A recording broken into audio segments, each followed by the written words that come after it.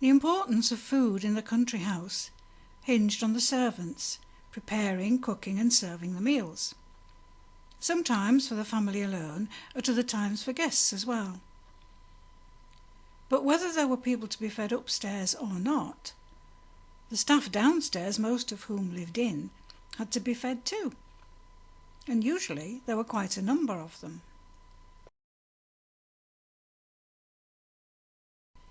Men whose job is to cook, bake and provide meals tend to be known as chefs. Women who do the same job tend to be known as cooks. The staff in the slide include a chef.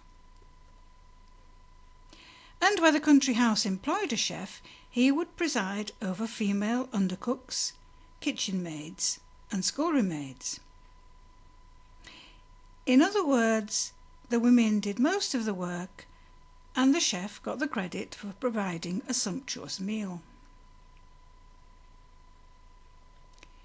Country house estates grew most of their own food in kitchen gardens close to the house or provided by tenant farmers on the estate, but had to purchase commodities that could not be grown, such as tea, salt, etc.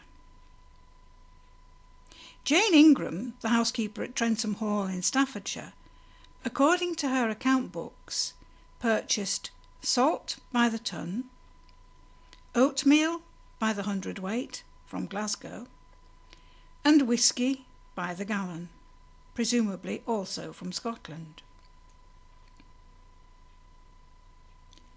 The walled kitchen garden, built for Marmaduke Constable of Wassend Hall, near Hornsey Mere, who was a relative of the family at Burton Constable Hall, is typical of a country house kitchen garden, for as well as the servants who prepared the food in the country house, the gardeners played a fundamental role in growing the food. Before 1914, the larger country houses might have a team of 50 gardeners and outdoor workers, though by the 1920s that number had shrunk to 10. Walled kitchen gardens provided a microclimate, beneficial to growing all types of fruit and vegetables for the house. Thoresby Hall in Nottinghamshire, the home of Evelyn Pierpont, 2nd Duke of Kingston upon Hull, had been destroyed by fire in 1745, and a new house was designed for Pierpont by John Carr of York. Around the time that Marmaduke Constable completed his kitchen garden at Wassend Hall, Thoresby Hall boasted a glass house which had a hot wall with horizontal flues warmed from a central stove. Such equipment was needed to ripen some of the exotic fruits that were being brought into England, and which were very expensive to buy. I remember my mum saying she had a craving for peaches when she was pregnant with me, but as I was born at the beginning of April, peaches were very difficult to find. It wasn't only walled gardens and specially designed glass house walls that were designed for exotic food imports. Country house owners were building imposing structures known as orangeries. But by the 20th century, these buildings had outgrown their usefulness, and many were put to other uses or demolished completely.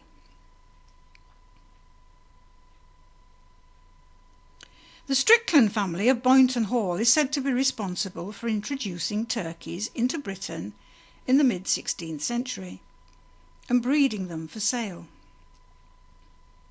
The story goes that seafarer William Strickland traded with Native Americans for 6 birds, which he transported back home.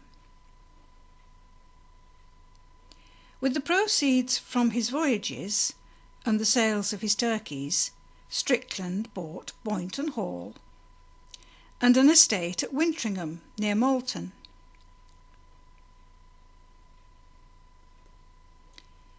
turkey became part of the Strickland coat of arms. By the end of the 16th century, turkey, which was tastier than any other fowl on offer and apparently less stringy than peacock, had become a staple of Christmas dinner, served with forcemeat stuffing made with eggs, currants, pork and herbs. George I is rumoured to have served plum pudding at his first Christmas as monarch in 1714. But it wasn't until the 1830s that the mixture we know today as Christmas pudding became popular. And of course the original mince pies weren't the sweet treats we now enjoy, but contained actual minced meat, suet and spices. But Christmas wasn't the only time for feasting. There were special occasions specific to the country house families. Weddings, christenings and birthdays, for example. Lady Edith of Burton Constable gave a party for 300 guests at the time of her son's coming of age in December 1911, and also held a second ball on Boxing Day for the staff and the estate tenants. At Lounsborough Hall, in April 1595, Sir Francis and Lady Griswold Clifford gave a feast for 70 people to celebrate the birth of their daughter Frances. The menu included caviar, fish, lamprey pies, turbot pies, eel, mutton, chicken, rabbit and salad, as well as cheesecake, fruit tarts and custard. Yet when another daughter, Margaret, married Thomas Wentworth in All Saints' Church, Lounsborough, in October 1611, the celebrations were quite low-key, with only 40 guests and a meal of pasties, turkey and mince pies. Sir Francis Clifford also invited Shakespeare's acting company, the King's Men, to Lounsborough Hall several times, although Shakespeare had died before the first visit, which was recorded in 1619. And the troupe's leading actor, Richard Burbage, may not have been at Lounsborough either, as he died in London in March 1619. But the remaining members of the company performed 5 plays, probably including at least one of Shakespeare's. They were paid £5, and Lounsborough Hall's pantry records show that the company ate 3 dinners and 2 suppers during a 2-night stay. Over time, the food on the country house menu changed, and not just because of the introduction of oranges, turkeys, etc. from abroad. Of course, some foods have stood the test of time, including bread, milk, eggs and cheese. Although making butter and cheese was a very laborious process, with no refrigeration, it was a job that needed to be done regularly. Houghton Hall, near Sancton, employed a dairymaid who churned milk on Mondays and Fridays. She was also responsible for cleaning the dairy and the bakehouse, as well as for baking the bread in the bakehouse ovens that had been prepared in the kitchens. Where the country house had an ice house in the grounds, like this one at Sutton Park near York, it was used to store products that needed to be kept cool. Especially bred game might be stored in an ice house, but was more likely stored in game larders, which were often situated in the kitchen courtyard, handy for the kitchen but far enough away from the heat.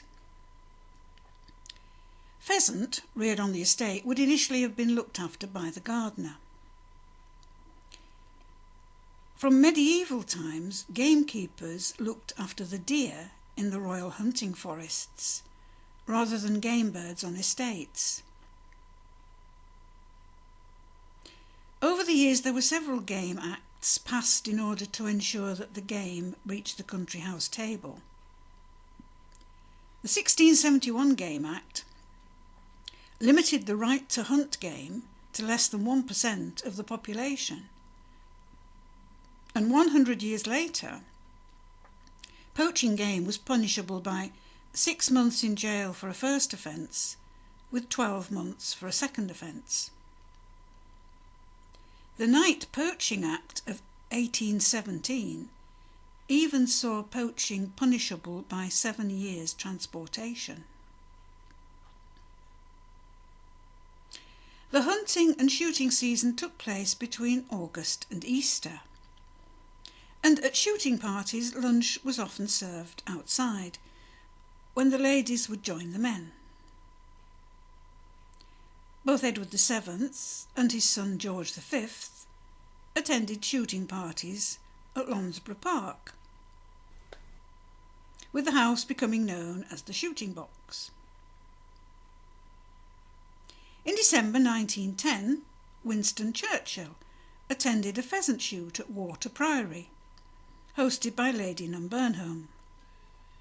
And even late into the 1930s, Lord Halifax hosted shooting weekends at Garraby Hall for friends and political colleagues such as Stanley Baldwin and Neville Chamberlain.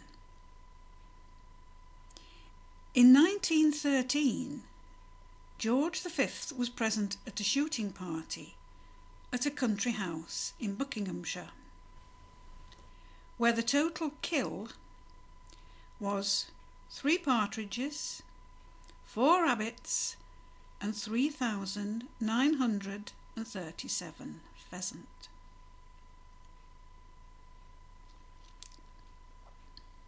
House parties that may or may not have involved hunting and shooting tended to last from Friday to Tuesday, when, as well as the guests, there were the servants of the guests to accommodate as well.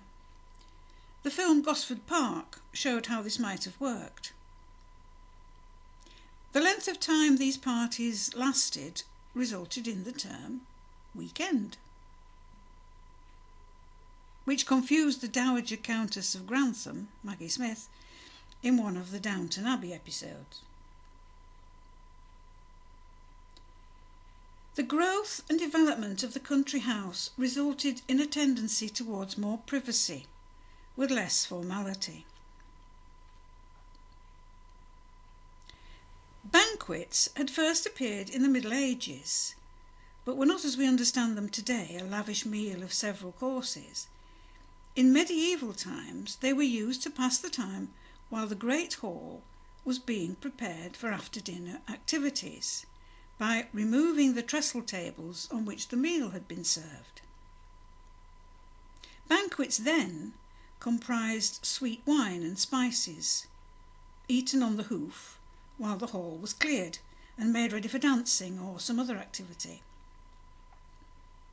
Gradually, the banquet ceased to be confined to after the main meal, but could be served at any time, and occasionally in a separate room, in a turret on the roof, or in a building in the garden. Typical food for a banquet might include quince cakes, quince in syrup, quince marmalade, they seem to like quince, spiced mulled wine, known as hippocras, spice cakes, jelly, gingerbread, cinnamon sticks, and other spicy treats. By the 17th century, these tidbits had become known as dessert.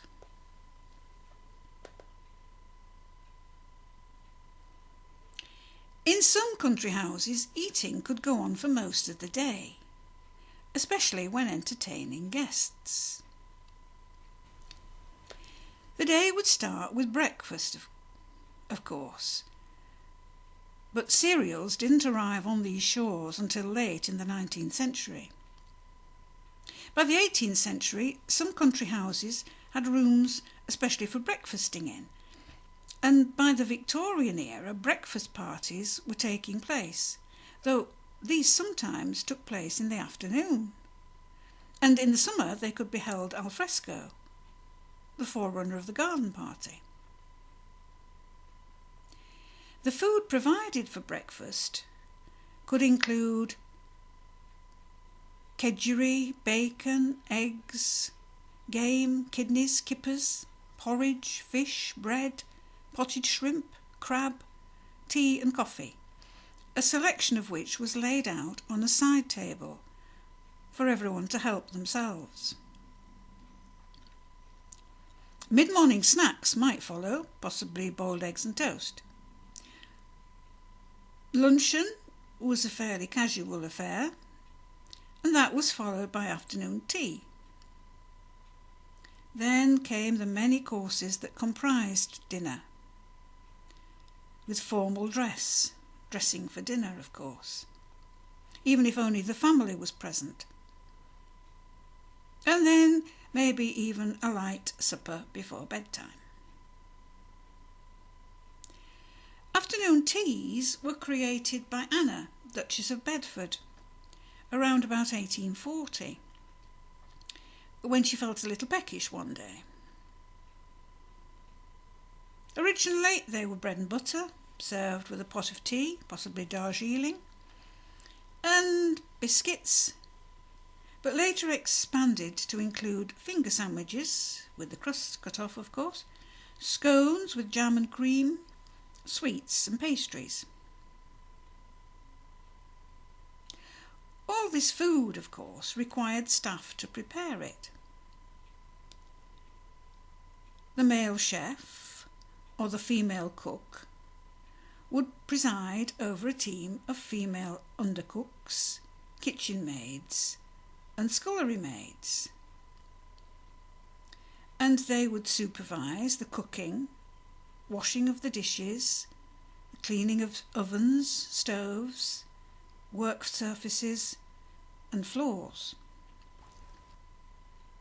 Kitchen and scullery maids started work at the age of 13 or even younger, and they would be the first ones up in the morning to fill the coal buckets, light the fires, clean the surfaces and lay out the utensils and ingredients before starting to prepare breakfast for the other servants. Some female servants used working in service as a training ground for marriage, including learning to cook. Country house cooks could be plain cooks, able to produce plain fare suitable for simple meals, or trained cooks who produce more exotic meals for upstairs. When the cook began her working day, she would check the cleanliness of the kitchen and the kitchen staff. Then the staff would have their breakfast, which they usually ate in the kitchen, whilst the other servants ate in the servants' hall, though the senior staff might eat separately in the steward or butler's room. By 9 a.m. the family's breakfast would be underway, served buffet style and overseen by a footman, whilst in the kitchen the day's meals would be being prepared. Family lunch was served between 1 p.m. and 3 p.m, and that would see the butler and possibly footman waiting at table. This meant more washing up for the scullery maid, though after lunch the staff might manage a brief respite before beginning to prepare afternoon tea and start final preparations for dinner. About 15 minutes before serving dinner, the gong would sound for the family to make sure all were dressed for dinner, the formal meal of the day, with footmen serving at table, as well as the butler. In town things could be slightly different, but in the country formality was observed, even if only the family was at home eating. Dinner was a formal meal, as we've said, of several courses, especially when weekend house parties became popular. Soup would be followed by fish, then an entree, cutlets or sweetbreads, a main course of meat or poultry, then game, duck, pheasant or partridge for example, followed by ices and desserts, fruits and nuts, often accompanied by port or Madeira. Afterwards the ladies would retire to the drawing room for coffee, whilst the men remained in the dining room to smoke and chat. Once upstairs dinner was over, the servants could have their meal. But the kitchen staff couldn't go to bed until all was tidied away in the kitchen. The scullery maid would have more washing up to do before she could retire to bed. As she had to scour saucepans with a mixture of fine sand and lye soap, and as there were no marigolds available, her hands would have been very rough. The larger the country house, the more servants were needed. Occasionally, servants might have a particular specialism, wine waiter or pastry chef, for example. The Prince of Wales, later Edward VII, even employed a boy solely to make him coffee. At the time of the 1861 census, Sir Thomas and Lady Marianne Constable were entertaining 9 visitors and had about 39 staff in the house. As well as the housekeeper, Burton Constable's female staff included 3 laundry maids, 4 housemaids, a kitchen maid, a scullery maid, a dairy maid and a still room maid. It's not always the case that country house servants were from the area near the house where they worked.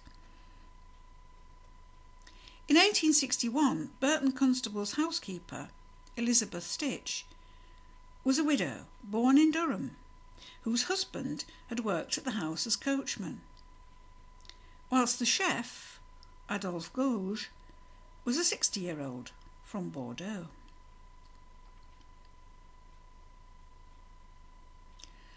Although she didn't cook, the lady of the house might keep details of recipes and remedies.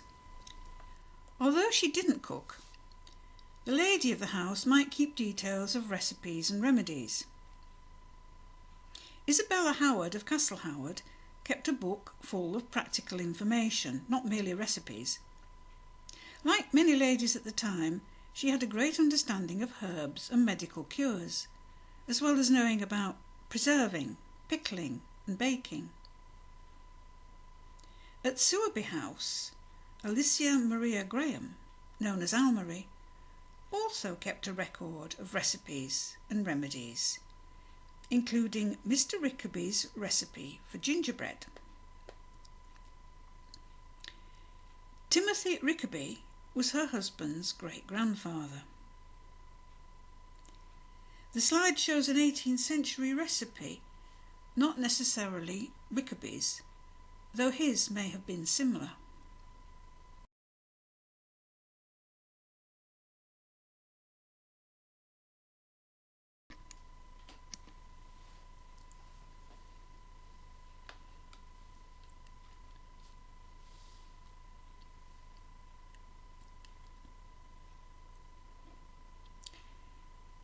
Equipment to prepare the meals needed to feed the inhabitants of the country house improved over the years.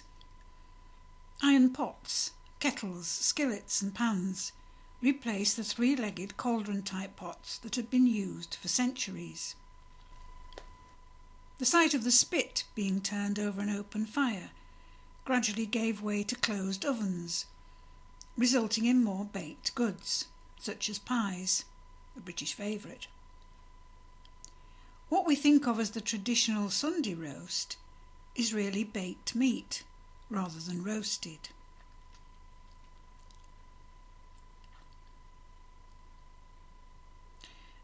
As dinner was the main meal of the day and the most formal, the dining room became a pivotal room in the country house, and grand dining rooms are to be found in most country houses.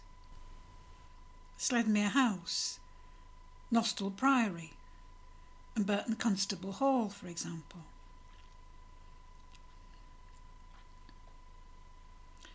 The 20th and 21st centuries have seen major changes in country house life.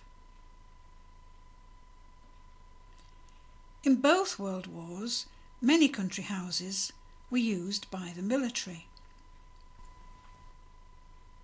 Rise Hall, for example, housed a searchlight battery and motor transport depot for the Women's Auxiliary Territorial Service, the ATS. I don't believe the Queen was ever based at Rise Hall, so I hope she'll forgive her inclusion.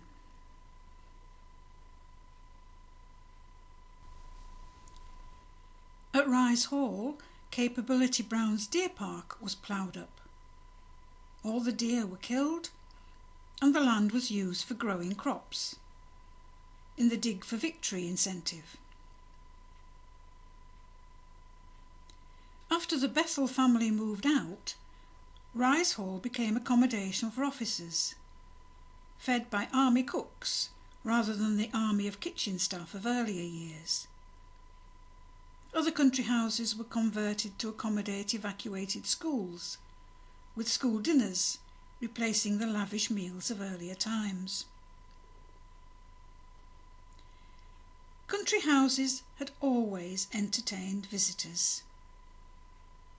So it's not surprising that by the 20th century they were being transformed into hotels and wedding venues. Sledmere House and Saltmarsh Hall, for example. In the past, a large below-stairs staff catered meals for the country house owners, their families, visitors, and the servants themselves. By the 21st century, a smaller workforce provides the meals for hotel and wedding guests, or perhaps prepares and serves afternoon teas and Sunday lunches in a country house setting.